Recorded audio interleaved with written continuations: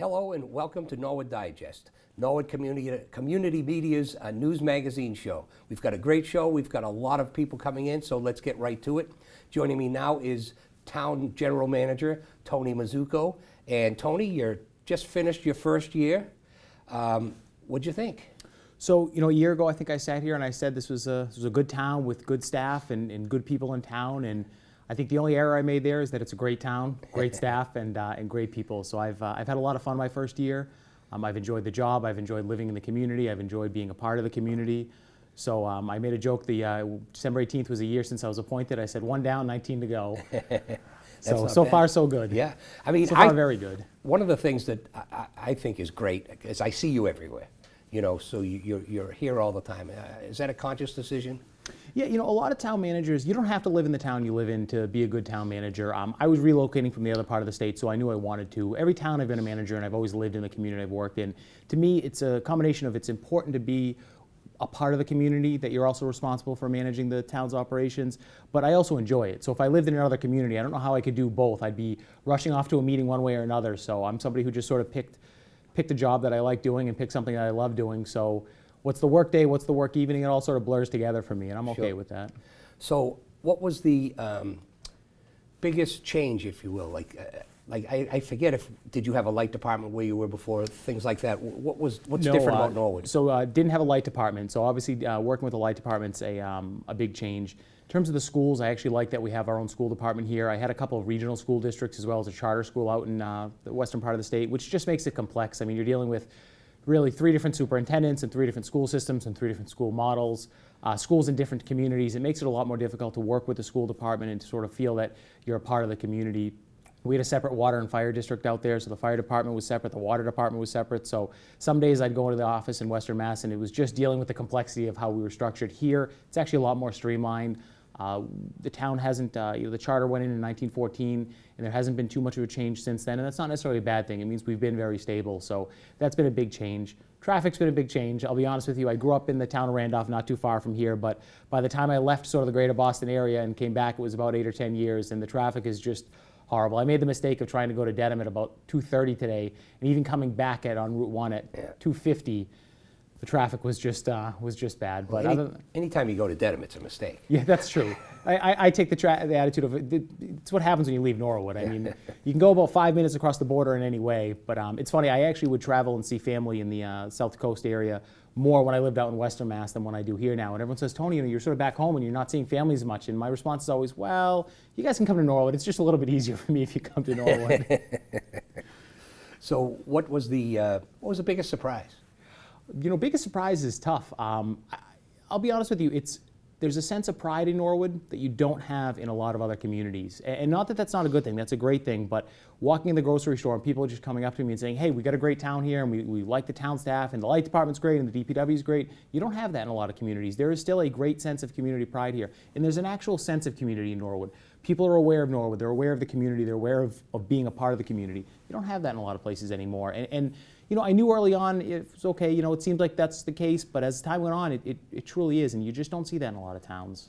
Certainly a lot of places I've lived and worked, you don't have that same level of community or that sense of community. And it's not overstated community pride, it's people just love Norwood, and there's nothing wrong with that. The crown jewel of the Commonwealth.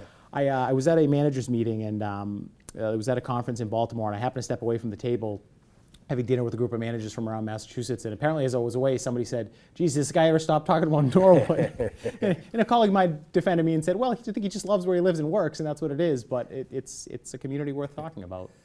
So you've been here a year now, you've got to assess things. Anything you'd like to change? So I'm a fan of always trying to do better.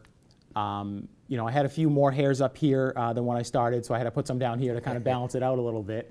I'm always a fan of some of the boring types of reform that you can do, administrative reform, moving departments around and sort of changing things on paper. But what that does is it helps us provide a better level of service to the public.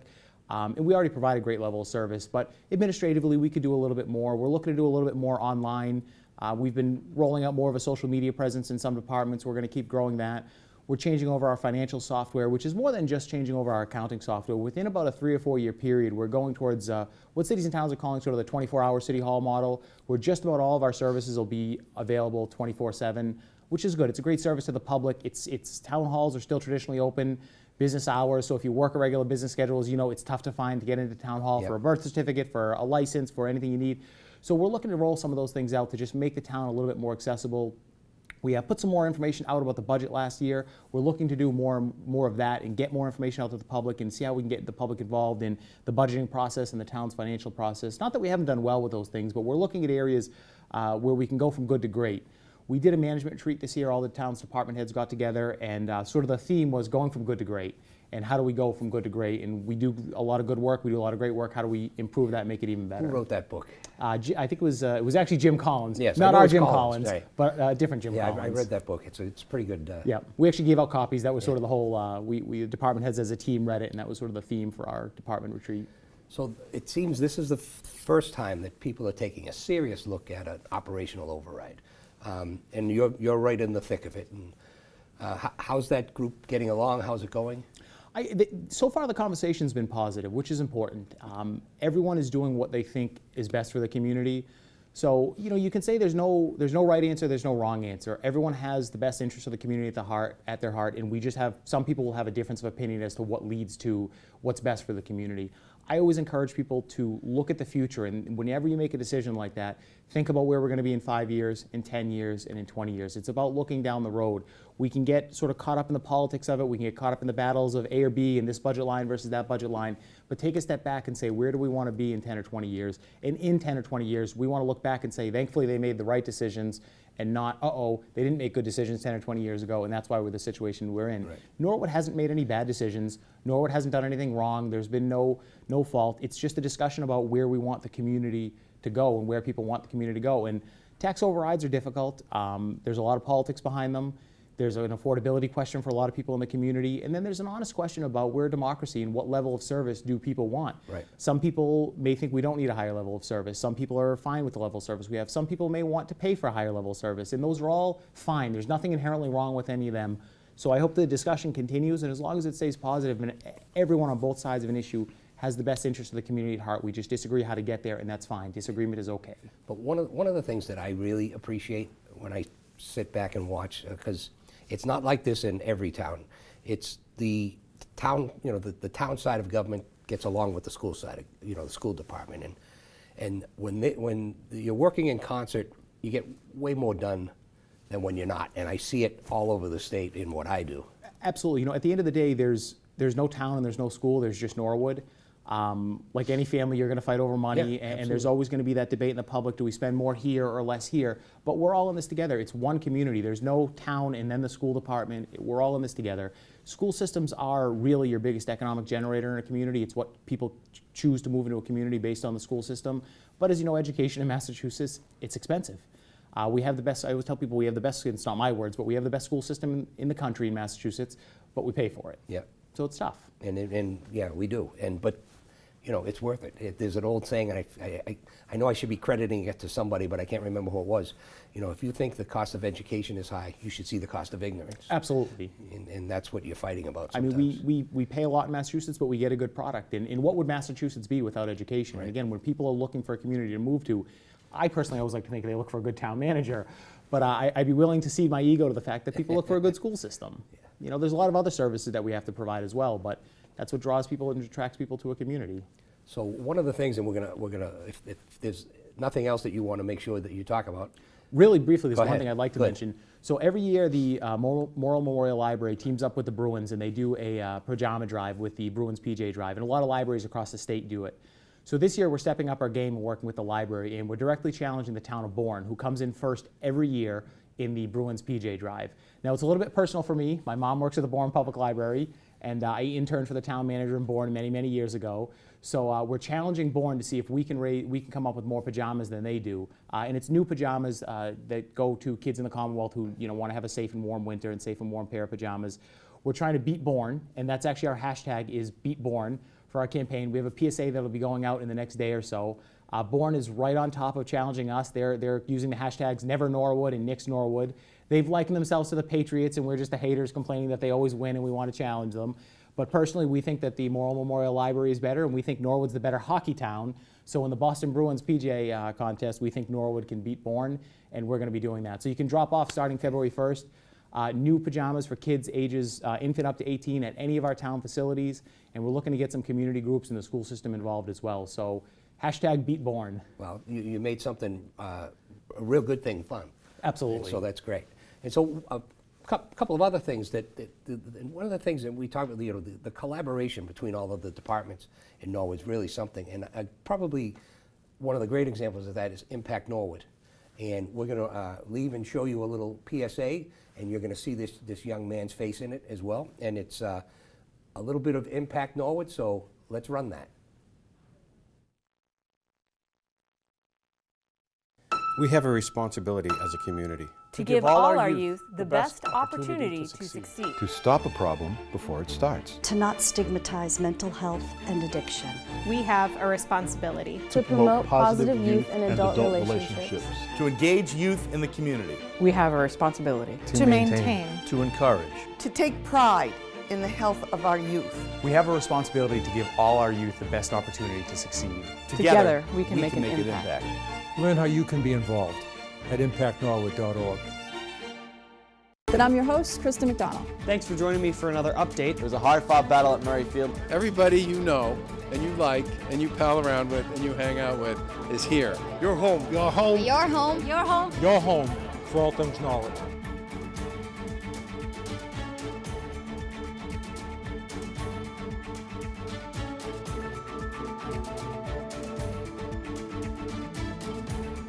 Hi, I'm Chief Bill Brooks of the Norwood Police Department. The men and women of the Norwood PD are committed to protecting you and to providing you with top quality service. We're busy. Norwood is a nice town, but in any given 24-hour cycle, we handle anywhere from 65 to 90 radio calls and officer-initiated events. We patrol the town's 10 square miles, including over 100 miles of roadways. Our traffic enforcement focuses on places where crashes have occurred, neighborhoods where residents have reported chronic violations, and offenses that impact crashes like speed, texting, running stop signs and red lights, and failing to yield to pedestrians. When we're not tied up on calls, we work hard to build relationships with members of the community. So you'll see our officers out walking footbeats, checking in with merchants, and stopping at sporting events to chat with kids. We believe that every resident should know, or at least feel like they know, a member of our department. So if you see us, stop and say hello. We'd love to chat with you. On behalf of the men and women of the Norwood Police Department, it's our pleasure to serve you. And we are back, and joining us now is Sigal Reese, who is the, what is your title, Sigal? Public Health Director. There you go. And we're going to talk about Interface. It's a new mental health helpline that I think is not a lot. I was going to say a long time coming, but I don't mean it that way. I think it's something that's important, and I think it's probably going to get a lot of use. Yeah. So tell us about it. I hope so. So I want to emphasize it's a helpline. So it's a phone number residents can call, and if they're looking for mental health outpatient treatment to find providers. And it really came out of different coalitions, different groups in the community. We're seeing the need for something like this, both with seniors and with youth. The need to navigate through the very difficult process of finding a mental health provider. And what this is the Interface Referral Service out of Williams James College has an extensive database of practitioners that they can sort through and find location, availability, insurance needs, and they can help navigate through that process and sort of be the middleman to make it a smoother process for people to find care. So how would it actually work? I'm sitting at home and I don't know, I'm feeling depressed or something, and I say, I think I need to speak to somebody. Yeah. And so what do I do? Well, first thing is you want to reduce the stigma so people feel like they can call. So that's also something that we're working on. But when somebody is ready and looking for care, they would call the 800 number where they talk to a professional on the other side that has a mental health background. That would go through a series of questions to find out the exact need, the specialty, the age, location, availability, all those criteria, insurance obviously. And then they would get back to you with 3 or 4 providers that have availability. And then what they do is they actually keep the case open and they follow up with you after your appointments to see if you're satisfied with the match. And that's when they close the case, when they know that you are actually with somebody that you think will be able to help you. So I assume they've tried this elsewhere with this same group. And are there any statistics or anecdotal stories? Yeah, it was, this wasn't our idea. This is actually, and many communities around us have the service also. And we are working with Norwood Hospital, who contributed to the contract to funding the program. We're working with Norwood Hospital to get the word out to physicians in the catchment area of Norwood Hospital because, like I said, many of the communities around here have this service, and it's not well publicized, so many people don't know about it. So we want to make sure that it's utilized. We have a 2-year grant to pay for the first 2 years. We're actually partnering with Walpole. So it's both communities with contributions from Norwood Hospital and some grant funding. We're able to pay for the program. The program does a really good job of tracking data also, not only how many calls, but where they call from, the ages, and other needs.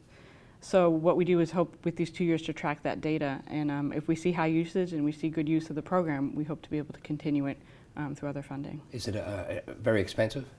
It is. It is $12,500 a year per town. Okay. And so, you said this, I'm sure, is 24 hours? No, I'm sorry. So I did want to emphasize it's a helpline. So it's someone that is looking for treatment. It's not for an emergency situation. So it's not 24/7. It's Monday through Friday, 9 to 5. And it's really, again, someone that's looking for outpatient treatment. So it's not, so my scenario, it really wasn't a good one at the beginning. It's more like, you want to see a provider and you just don't know where to turn to find out who they are. Well, I think your scenario was accurate. Okay. Like I'm not, like something's wrong, I don't feel well, I'm depressed, I'm anxious, I think I need to talk this out with somebody, I need some care, I need some mental health care. I think that is a proper scenario. What it's not a scenario for is I feel like I'm going to hurt myself or others. Yeah. Those emergency situations where you really want to call 911. There's also Riverside Emergency Care, the crisis hotlines. Those are the lines you want to call if you or a loved one is really in danger. And we want to emphasize that because we want to make sure people understand this is a helpline, not a hotline. Okay. I'm glad I brought you back to that. A lot of it, we actually find in our neighboring communities that the schools are usually the biggest user with youth. We see rising mental health, both anxiety and depression in our youth, and we know the connections with substance use and mental health. So we want to, again, work on the prevention side, like public health is always working on prevention. And if we can address the issues before they become more serious. Okay. So before we get to the hotline. Sure. So what else is happening down at the health department these days? What isn't happening might be a shorter list. We have a lot going on. Actually, just this morning, the program director, Aubrey Seale of our Drug Free Communities Grant, Impact Norwood. Who has been on this show. Yes, definitely, and has done a lot of work with NCM, so I want to thank you for all that work. We put up a photo voice gallery in Town Hall, and we hope that this will be traveling throughout the community. But it just went up, like I said, today, and it's photographs from youth from 4 communities, including Norwood, of alcohol in their environment. And a photo voice project is just a simple way to show somebody's point of view, whether it be a social justice program or a youth program, but showing what their perspective is of alcohol in their community. And it also has really powerful quotes up from the youth that participated. So I encourage everybody to it's right on the ground floor of Town Hall, right outside the health department. Come take a look at it. I'll have to check it out. How's the flu going this year? Any stats on that? I know you're not preventing it, but what's going on with the flu this year? Well, we definitely try to prevent the flu by getting the vaccine every year. Yeah, that's true. We got a prevention for everything. So we encourage people to get the flu shot. We do offer it in October, and usually by November we are out of the vaccine that we purchased, but we still encourage people to get it. We are seeing some rise in flu. The chart has kind of gone up and down. It was tracking similar to last year, which made us a little nervous because last year was a particularly bad year. Usually in epidemics, particularly in flu, you see a spike and then a decline, and then the second spike, which is usually bigger. That's just the trend of a virus through a community, through a population. So we saw the first spike, and then it went down, and it's kind of been, it always looks like a stock market graph to me. It goes up and down, but usually the trend is up or the trend is down. Yeah. So it's been sort of level, so we're waiting to see that second spike, and this is typical this time of year to start to see a higher level of activity of flu. But not only getting the vaccine, but we always encourage people, stay home when you're sick, wash your hands. Flu virus is droplet, so it's about a 3-foot, if you're near somebody, it's not close, it's not, if you're in a room with somebody with the flu, you're not gonna get it, you have to be in close contact, is what I'm trying to say. Yeah. So hand washing, cleaning, staying home when you're sick. Very good. Anything else that I'm not remembering that you guys are doing right now? Yeah, so we tomorrow we have our AED CPR certification training for our town hall staff. That's something we partner with a lot of the departments on. Norwood is designated as a heart-safe community because of the AEDs in the community, not only in public buildings but also private buildings, grocery stores, gyms, like that. So we have a lot of AEDs, but I always say the more you train people, the more likely they're going to use it. Yeah. So we also want a trained population on first aid, AED, and CPR. So we're doing that tomorrow. Very good. We did that at my office a couple of years ago. Oh, good. It's As something you said that, everybody- it's probably time to get retrained or Yeah. whatever, renewed, whatever. And they simplified it. It's hands only now because they did the research and they found out that you don't need to do the mouth-to-mouth Right. anymore. It's just a chest compressions. Okay. Anything else? Yeah, we are preparing our annual report this time of year, looking back at 2018. And one of my goals, along with all how we're trying to improve our software and our data collection in the community in Town Hall, one of my goals is to get some better measures of what we're doing and what works and what doesn't work, particularly in our food program. We track things like how many inspections we do, but I think there's a whole lot of information there that gets lost, that doesn't get looked at year to year. Trends in violation, what sort of enforcement tools work. So what I'd like to see eventually in the next couple of years as we start to really improve our technology in the government, that we are able to track data sets like that and look at them year to year and see really where our gaps are and Sure. where we're successful, because without evaluation we don't know what we're doing. See, yours is one of those departments that people don't realize how much you guys do, you know? Yeah, well, public health, affects a lot of things, and it's connected to a lot of things. And really, the direction of public health these days, they're calling it, Public Health 3.0 in the last couple of years, is talking about what really affects our health. And it's the community, it's the environment you're in, socioeconomic factors.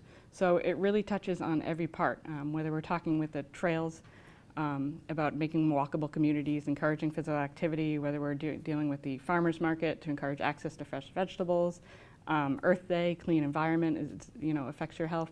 So really, any coalition or group out there, we want to get involved with, because it is connected to your health. Sure. Well, great. This is so informative. You have to come back more often. I because do. there's so much stuff going on, But so thank you for being with us. You're welcome. And we're going to give you a little PSA on that I'm going to get it wrong, right? Interface, no. Yes. Interface PSA. And I'm sure Segal's in it. So let's take it away. The Town of Norwood and our mental health coalition, Minds Matter, are excited to introduce a new program for Norwood residents, the Interface Mental Health Referral Helpline. 1 in 5 adults suffer from mental health illness, and 60% of adults and 50% of children have gone untreated within the past year, according to the National Alliance of Mental Health Illness. The helpline is open Monday through Friday, 9 a.m. to 5 p.m., and matches are made based on availability, specialty, insurance needs, and location. We hope that this program will increase access to mental health in our community. Older adults and their caregivers will be able to make a phone call to a mental health and wellness referral helpline to get the services they need in place. By providing this easy access to mental health services, it will significantly improve an older adult's ability to connect with the appropriate mental health services in our community. Hi, I'm Chief Bill Brooks of the Norwood Police Department. You may have heard recently about a program overseen by the Walpole and Norwood Health Departments called Minds Matter. And the central feature of Minds Matter is a helpline that's available to residents of Norwood and Walpole who want counseling or have some issues around mental illness. The helpline is called Interface, and it's administered by William James College. You can call that toll-free number Monday through Friday, 9 to 5, and seek help for mental health issues. I want to point out here, it's not a crisis line. If you're in the middle of crisis or somebody in your family is, this is a program that's really for longer-term assistance. It's only available Monday through Friday, 9 to 5, as I said. So, hey, even if you do, I want to talk to somebody about whether or not you can avail yourselves of services, pick up the phone and call Interface. We're going to run the number across your screen. Just call that toll-free number and help will be available to you. In our schools, we are seeing a heightened demand for social-emotional school counseling, as well as an increase of students who require mental health support beyond the school setting.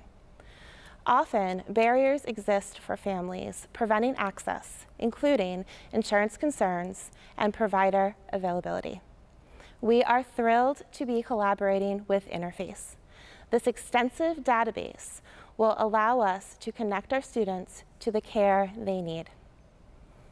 As our schools continue our partnership with the Minds Matter Coalition here in Norwood, not only will we be able to provide families access to care, but our schools are committed to providing community education and working towards reducing the stigma that surrounds emotional well-being and mental health. Supported students and families lead to safe and thriving schools and strong and healthy communities. This is a much-needed resource. I want to thank our grant funders, Chinna 7 and Chinna 20, as well as Norwood Hospital for supporting this program. The referral helpline will help improve access to mental health within the town of Norwood.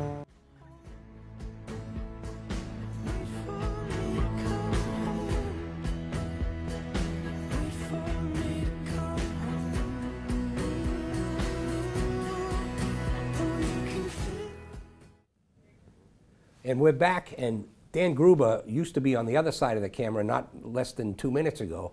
So he's doing double duty as a guest and as a floor manager.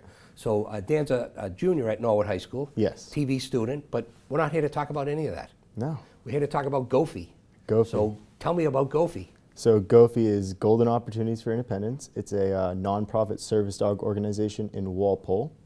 And basically we breed, raise, and train English-type golden retrievers to people in need and free of cost. So how did you get involved in that? So basically originally I needed a TV story idea back in last year, and someone gave me the idea, so I went over there and did a TV story on it, and Pauline, the founder, liked what I was doing and wanted to incorporate more video stuff in there, and been there ever since. So what's the process? Like, what do you physically do there?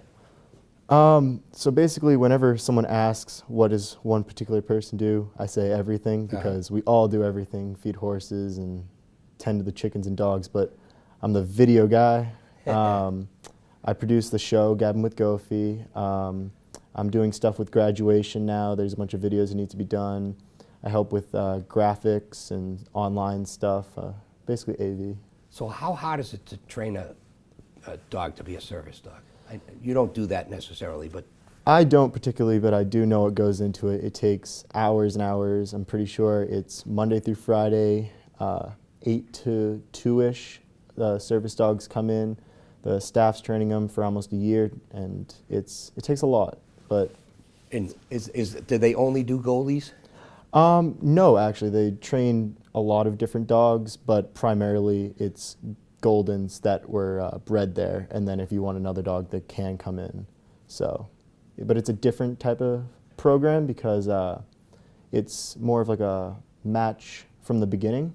So instead, typical service dog programs train the dog for 2 years by itself and then gives the person in need, matches it. GOFI pairs the dog when it's just a puppy with the recipient and works on the real bond, and the recipient actually helps train the dog. So it's a really cool, neat way. Yeah, that's an interesting way of doing it. Yeah. So I asked you how you got there. What made you want to do it? I don't know. At first it was just the story, and then it was like the puppies are really cute and the people there, and it's, I don't know, it just keeps drawing me back every day. I think I spend so much time there, I could technically live there. So I didn't expect you to tell me there were horses and chickens there. So what's the whole setup there? So we have 2 horses. Luna and Reggie are 2 horses. Requires getting hay and shoveling some poop occasionally. Then we have 2 mucking. You call that mucking the stall? Mucking the stall. Well, I muck the stall all the time then. Then we have 2 chickens, Fluffy and Fluffetta, which help us with our Fluffy the Rooster fundraiser we have.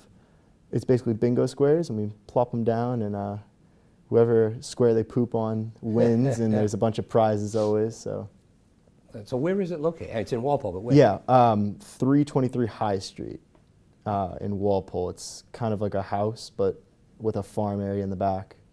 I probably drive by it all the time. Yeah, probably. It's you wouldn't expect it. Yeah. It's just kind of there, but really cool. So you're a junior. Yes, I am a junior. What are you thinking about doing? Directing TV stuff like this. Yeah, so. So, well, it's too early. You're only a junior, but you must be looking at a bunch of different schools.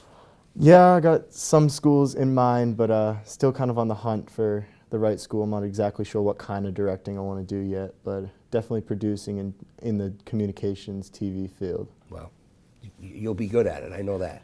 Hope so. Well, thank you for being with us, and thanks for telling us about Gophi. And you guys, you have a show, right? I do have a show. And so, has it aired yet? I should know this, but I don't. It has aired. It aired on NCM, I believe, last week, and it was airing through this week. Then I contacted a bunch of different towns around, and we have Canton that confirmed, Framingham, Brockton, oh no, Brookline, my bad, and then we're working on Holliston. No Walpole? We're working on on I mean, it's their thing. I know, it's their thing, and you know what it they is? haven't gotten to us yet. They're jealous that, as usual, you know, the smarter Norwood kids came in and did something, and they're jealous. Yeah. That's all there is to it. Yeah. All right, well, we're going to thank you for sitting down with us, and thank you you. can go back to your other thing when we go. But Erin Crowley, who everybody knows, has been a long time contributor here at NCM, and she did a nice story about Dan, and let's go take a look. You're okay. Dan Gruber is a junior in the TV program at Norwood High School. He frequently reports for Mustang Magazine and loves his job managing the studio as floor director of the school's daily live news program, NHS Update. That's good, but we need Rebel more. We see all of Georgia, but not Rebel. And he loves dogs. Darn. Stuffin', I was trying to rep you. You're my favorite, but you're ruining me right now. A little I see, now you're cute. In 2017, these two passions collided, just a couple of miles away in Walpole at Gophi, Golden Opportunities for Independence. We were doing TV stories in our class, and I was struggling for ideas, and someone came up to me and was like, I know of this place, it's called Gophi, and I contacted them on Facebook, and I did a TV story about them, and they hired me after they liked TV production and wanted to add more to it. Dan was happy to come on board, and Gophi Executive Director Pauline Hogler felt lucky to have him. It's amazing. It starts with, I've had a lot of young people just come because they love the animals. So they come, they start working with us. Together, the team is creating more media buzz and coverage for the nonprofit, and how it serves all people in communities within a 25-mile radius. Gophi Dog is a service dog program where we breed, raise, train, and place service dogs with people with disabilities free of charge. We focus on the service dogs, but the training is the same whether it's a service dog, a pet dog, a therapy dog, anything like that. Dan designs graphics, generates social media and web content, and most recently started producing a talk show called Gabbin' with Gophi. Gabbin' with Gophi is our new show with all things Gophi. It's still kind of coming together, just filming some of it recently, and it's exciting. Training, game show segments, interviews, just informing everyone about us and what's going on. The prospective senior in high school with college on the horizon is thankful for what Gophi has taught him at just 17 years young. I've learned to appreciate life more, that my life isn't always as bad as I might seem, the beauty of life and the fragileness of everything, and happiness, just pure happiness. Those interested in adopting a furry companion through Gophi can begin the application process online at www.gophidog.org. Oh, give me a bath, thank you. For Norwood Community Media, I'm Erin Crowley. And we are back. That was a great story. Dan's a great kid, you can tell. Always happy when I get to put the youngsters from Norwood in front of you, because the future looks awfully bright. Right now, we're going to go to an old lady like me, not an old lady, but Jerry Slater in your town at work. And Jerry recently sat down with the new principal at the Prescott School, Brian Riley, and I'm going to hear from Jerry on that one. But Jerry, take it over. And you grew up on a great street.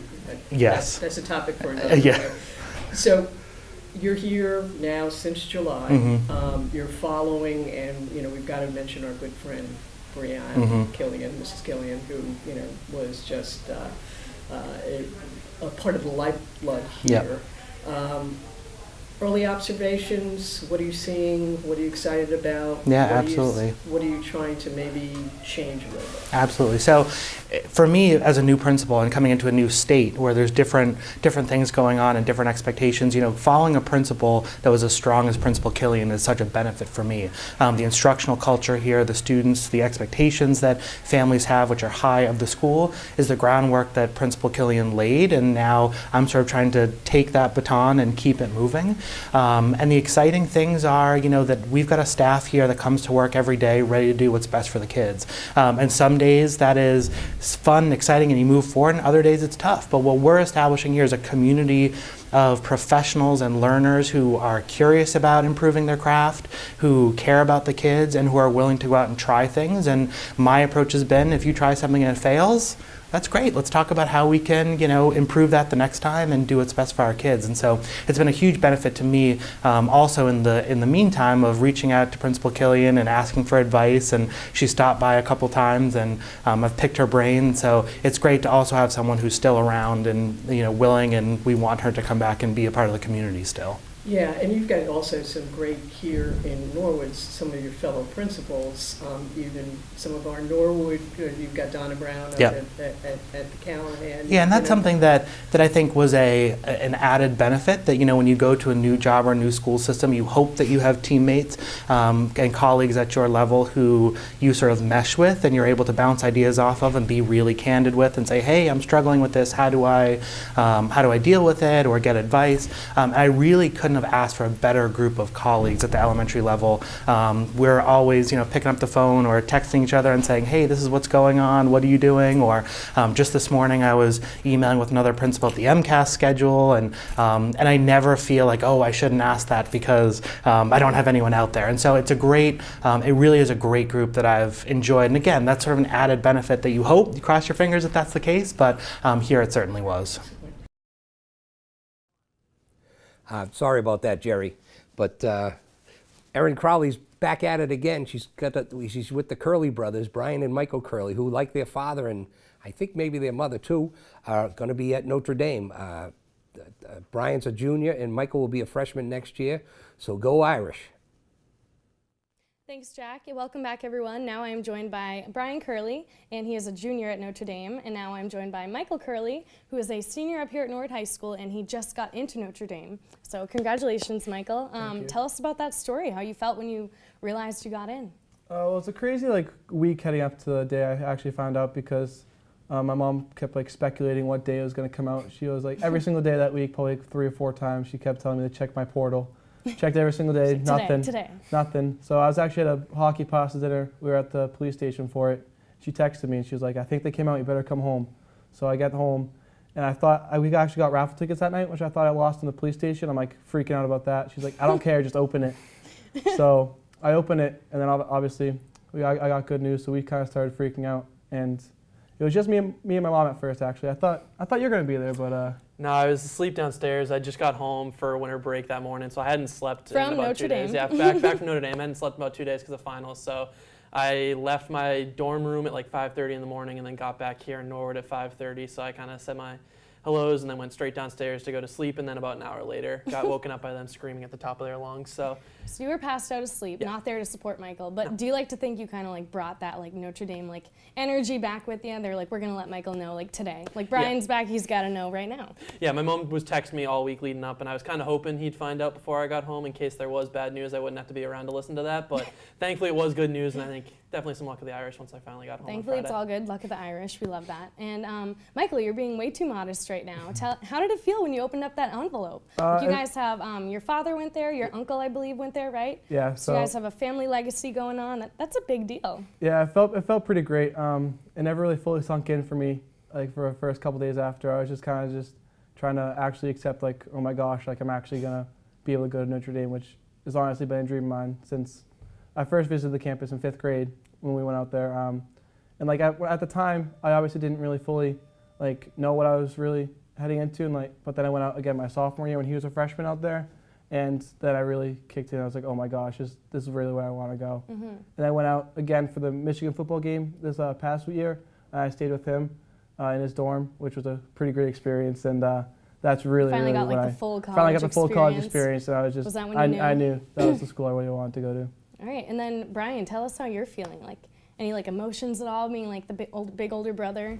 Yeah, at first I wasn't totally sure how to feel. It was going to be definitely going to be interesting next like year that's having him out there. fair. Yeah, definitely going to be interesting. So both good and bad, but I was definitely excited for him because I knew how much he wanted to get in and go to Notre Dame. So definitely excited, and then now a little bit nervous, waiting for next year. For Yeah, him to you get know, out there. well, one more year for you, but one more year together at school. Any big plans already? I know I'm guessing a lot of my family, like our family's gonna be coming out next year that haven't come out yet. So I think most home football games will probably have someone out there trying to crush. I know our uncle who went there. He that night I got in, I called him and told him, and then my mom posted on Facebook, and then literally that night he was like, "We already booked the flights. We're going out next year for the Virginia football game." That is so awesome. He already made his plans and That's everything. awesome. All right, and just to recap for everyone at home, what are both of you studying or going to study? So I'm studying TV communications and economics. Very And cool. I was accepted into Mendoza School of Business, where I plan on studying finance.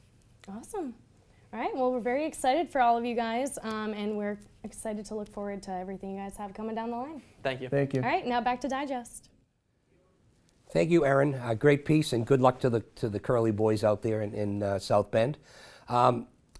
Well, that wraps up another edition of Norwood Digest. But before we go, just want to let you know, this is the Wednesday before the Super Bowl, and that's why I've got my Patriots gear on. And it's hard to believe, but this is the 9th Super Bowl that Tom Brady and Bill Belichick have gone to as Patriots, and that's incredible. So half of the Super Bowls since Brady's been a starter he's been in. And nobody else gets that, and that's probably why the rest of the world hates us, but that's okay. Let's go batter those Rams. We thank the great crew here at NCM. We thank all of the great guests here, but most importantly, we thank you at home for allowing us into your living rooms. Good day, and keep safe.